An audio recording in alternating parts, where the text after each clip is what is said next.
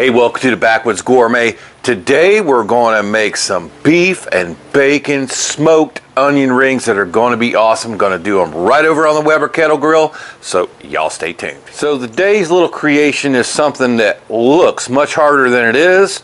It's got just some basic ingredients. We've already got our Weber kettle grill going over there. Got it about 250. Just with one basket of charcoal. You know, I have the Weber baskets, just used one. Put some, some new charcoal on top of some unlit charcoal, a few chunks of oak. Got that dialing in over there right now, 250, so it's ready to go, because it's not going to take long to prepare these beef and bacon onion rings. They're going to be awesome. So here are the ingredients you're going to need to make, and you might even need all these to actually make those. I have some thick sliced rings of sweet Vidalia onions. Now this was probably the most hardest part about this. It's about 6 onions to get those. You want a big ring and a small ring for the middle. So I took some of the ones we grew in our garden for the small rings, and I bought some big ones, jumbo ones from the store, from the market there, to get those big rings. But you never know what's going to lie inside one of these onions, and a lot of them, just only had a couple rings on the inside, and they had, like smaller rings. So I had to go through a couple to get the 4 we needed for the outside. Of course, those won't go to waste; they'll get used for other things. But so you need, for what we're making today, 4 big ones and 4 smaller ones that are fully intact. All right, we're going to go some regular ground beef. Okay, I couldn't find anything that was like regular ground beef. This is 93% lean. Regular ground beef probably going to work better, but to make that even better, we're going to bring over some bacon. This is going to be the first time I've tried this Nettles bacon. I know I love their sausage, and their bacon can't be bad. A little bit of barbecue sauce, your favorite seasonings. We're maybe use some or not all of these. A little bit of spray olive oil. It's going to help us out with the grill, help us with the prep. Other than that, that's pretty much it. Ground beef. Let's go open this up with my DALSTRONG knife. If you'd like to check out DALSTRONG knives, please see the link in the comment below. Comment section below. Got a nice discount for you there.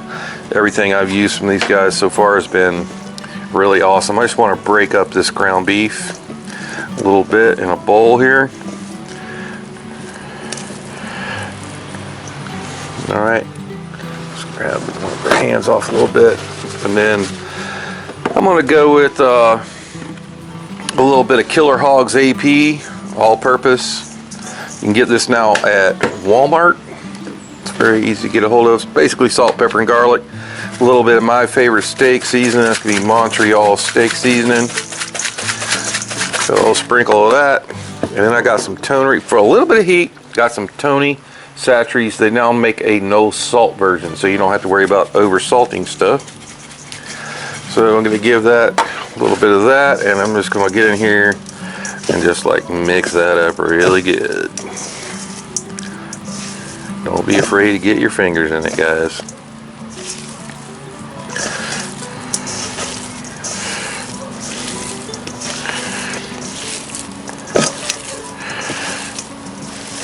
You want to work it in there really good, because what's going to happen is the salt and those seasonings, just like when you're making jerky, it's going to start making your beef tacky. And that's what you want. You don't want these things to fall apart. So even if you have to put it in your hands and work it like dough, you want to get that salt fully distributed. And you want to do this for a little minute. Alright, so we got our ground beef going over there to the side. And what makes this easier, and we are outside, guys, and it's summertime here in Florida. I don't know what it is where you're at, but a little bit of olive oil spray on your cutting board for this is going to go a long ways. Okay, so what we're going to do is go ahead and bring over one of our onion rings, and then a pretty good little dollop of our ground beef, just like this. And it doesn't matter how you do it, but you want to press it out to the sides of your onion ring. And what that olive oil is going to do is help it keep from sticking to the board. And let's get a pretty generous amount in there. Nice ring of meat. I'm gonna show you how to do this one. We'll do the rest of them in another batch. Just fine. You can actually prep these ahead of time also and put them in the refrigerator. So a nice little ring of meat, and then you're gonna take your smaller onion ring that hopefully you match to your size of your first ones, and you're gonna work that joker down in there just like that. Now you got an onion ring on the outside, an onion ring on the inside. Kind of flatten it out. If you got any extra meat in the inside, just take your knife, go around, take the extra out. It should look just like that.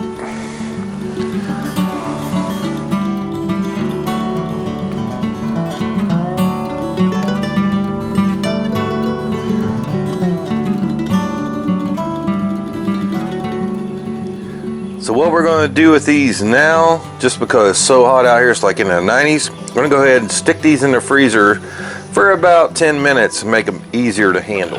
Alright, so first of all, get these off the board. Take your DALSTRONG knife, whatever knife you got, run underneath them. Once it's been in the freezer for a few minutes, I didn't know, it didn't take very long actually to get them chilled down. They're easy to lift off the board. Now we're going to go ahead and bacon wrap them. Alright, I got some nice Nettles bacon here. You just have to, it's a little tricky to keep from bringing your center onion ring out. But you want to try to stretch it on there if you can. Make it nice and tight. So it's going to take a little effort. And the colder your burger is, the easier it is going to be to keep it together. But we're going to bacon wrap the whole rings just like this. Show you what they look like when we get done. This is what they look like when they're all done and bacon wrapped. Alright, so here just use your favorite barbecue rub and don't get too crazy with it. I got me some that I got for Christmas called Rub Me Some Burger. It's pretty nice, just mild blend, and just going to give those a good season just on this one side, and don't get crazy about it. We don't want to flip them over and ruin our wrap. So let's get them on the smoker. Alright, smoker going at 250. It's pretty good. We might put another piece of wood on there. We're going to go ahead and put these off to the side. Sure our bacon stays wrapped.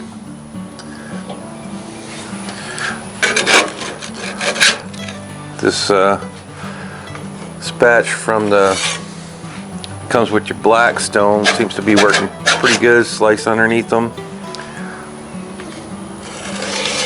You'll gently lay them in the grill.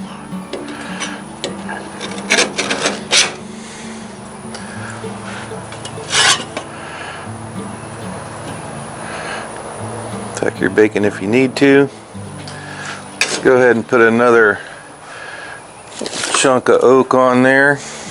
So we have the flip up grills. A little stir. Alright, a little chunk of oak, or use your favorite. Apple would probably be great. Lid back on her. They're home 2 hours.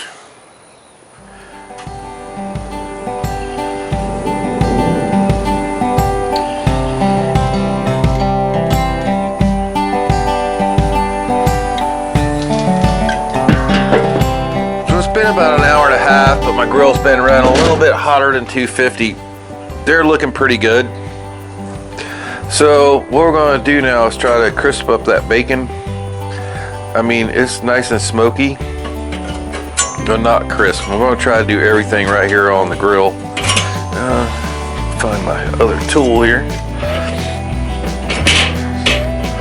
So all I'm going to do is take my same coals, I'm going to stir them down a little bit. Got a couple in there that are just getting going. Stir that ash down in there. Open that bottom up a little bit. We're getting a lot of grease coming out of that bacon.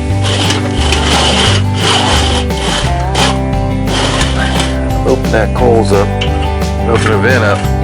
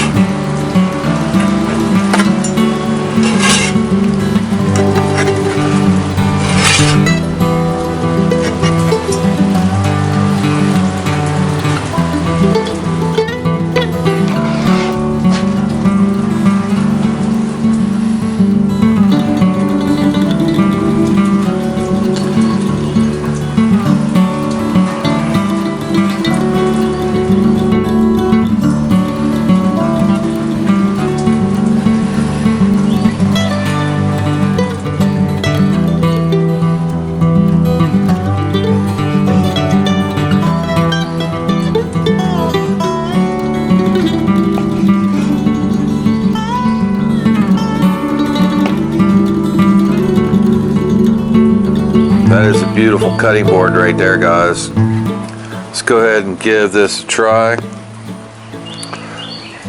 Smoked onion rings.